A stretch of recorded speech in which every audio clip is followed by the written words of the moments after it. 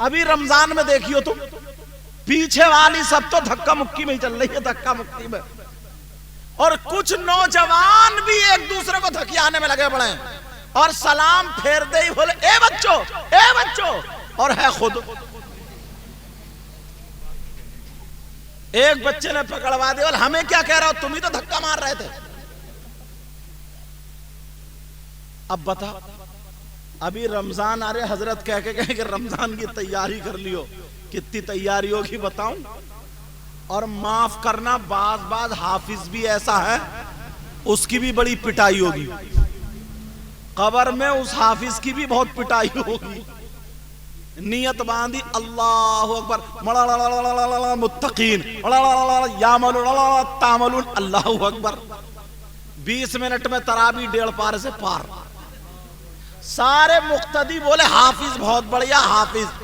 ऐसा सुनना और पढ़ना दोनों हराम।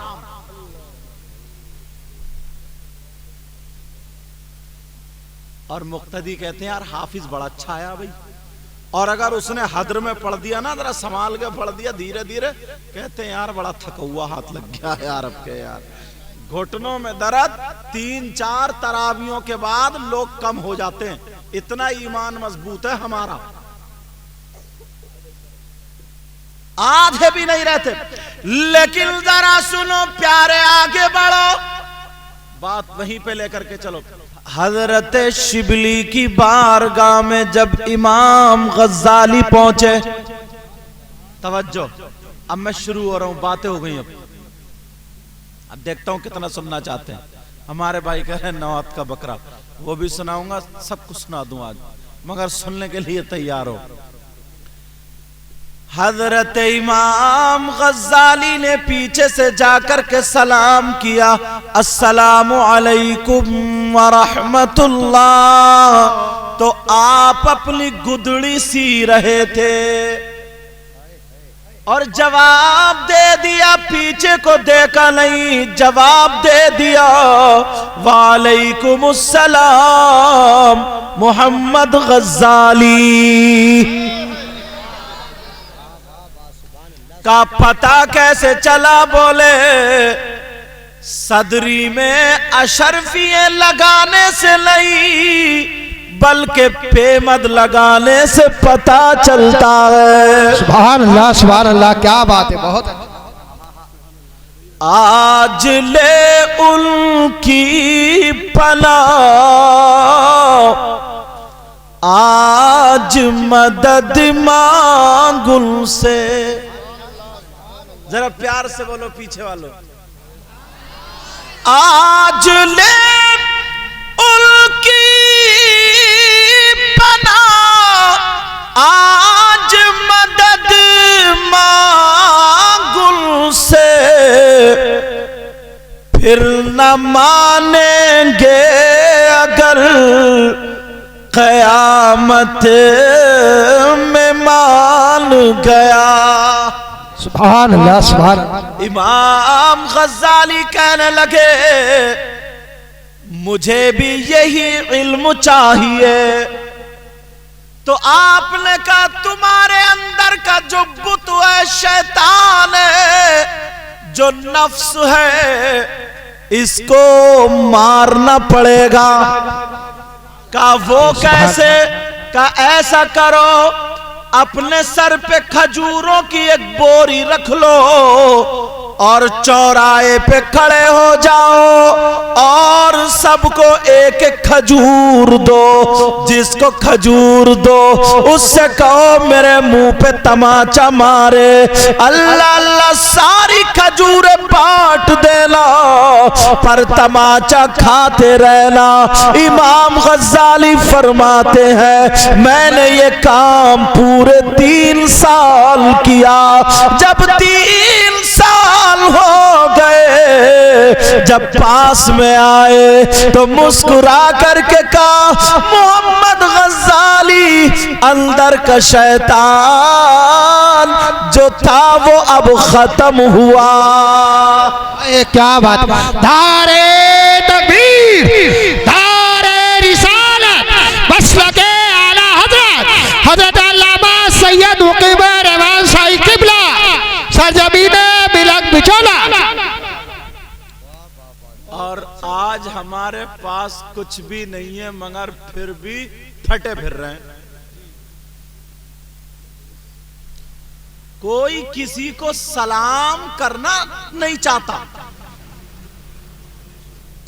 अगर 4 पैसे आ जाए तो मजदूर चाहे दाढ़ी वाला हो या नमाजी हो उसको सलाम नहीं करता। ये मेरे नबी की तालीम नहीं है।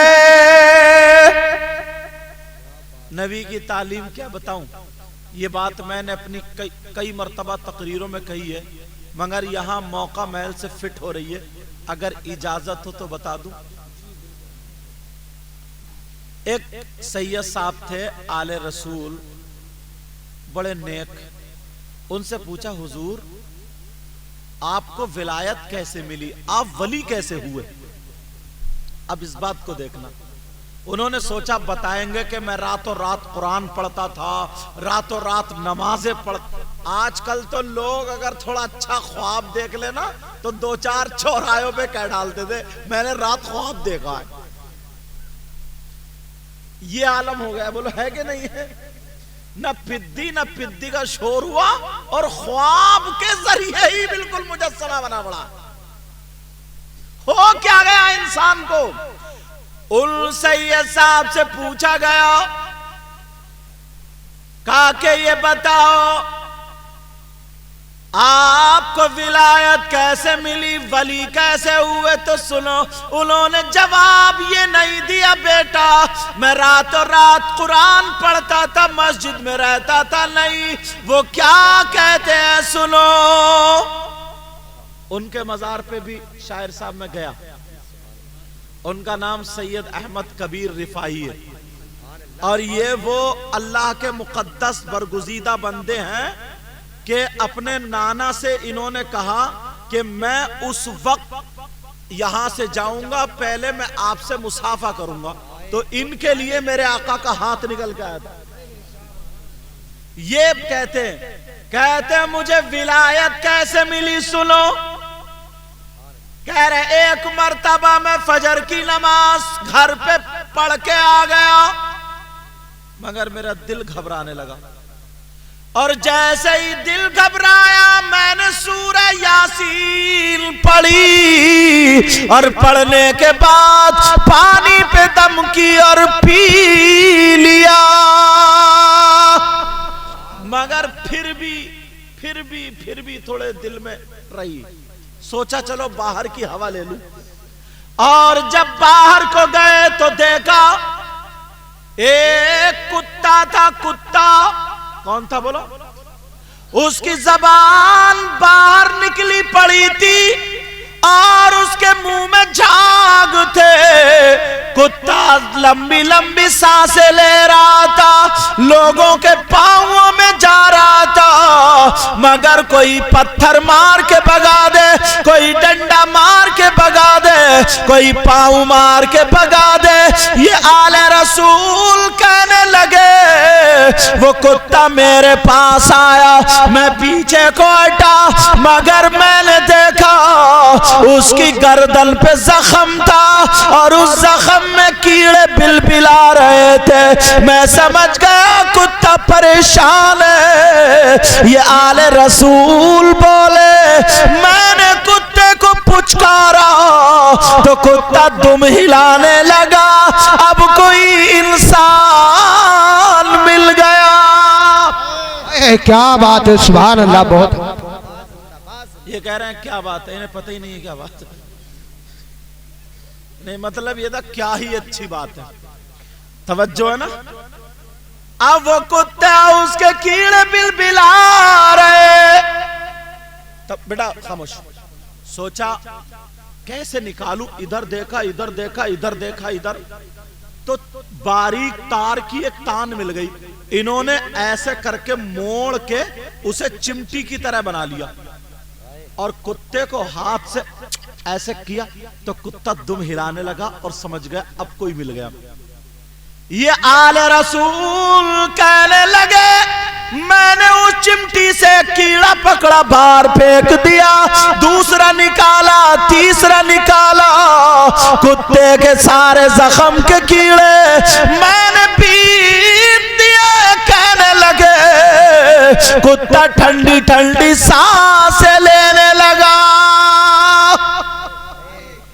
फिर बोले बराबर में घास खड़ी थी, दूब घास। कौन सी घास बोलो? दूब।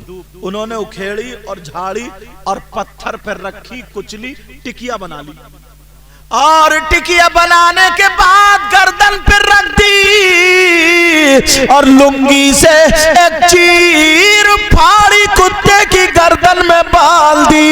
ये आले रसूल बोले, मेरा ये काम करना अल्लाह को इतना पसंद आया, इतना पसंद आया, जैसे जैसे कुत्ते का जख्म भरता गया अल्लाह मुझे ऊंचा मकाम अता करता गया।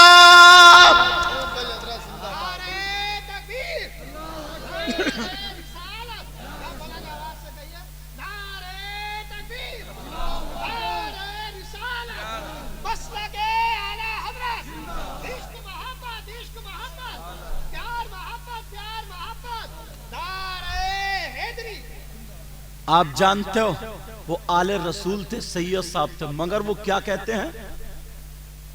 एक कुत्ते की, बेटा आप लाइव सुन लो अब मोबाइल में सुनो, मेरी डायरेक्ट सुन लो। कुत्ते के कीड़े निकालने पर एक छोटा सा काम अल्लाह ने उनको वली बना दिया। अल्लाह वाला कहने लगा, जैसे जैसे कुत्ते का जख्म भरता गया अल्लाह ताला मुझे मकाम